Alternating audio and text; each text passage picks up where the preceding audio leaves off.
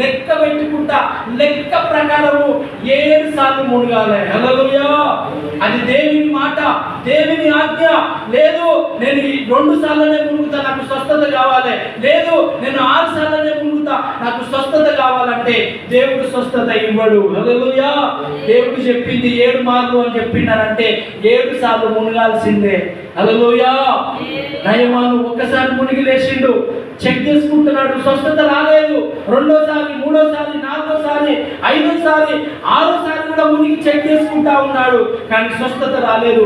దేవుడు చెప్పిన మాట ప్రకారము 6 సార్లు మునిగి 7వసారి మునిగి అతను లేస్తుండగానే అతని దేహం అంతా శుద్ధి చేయబడింది. హల్లెలూయా.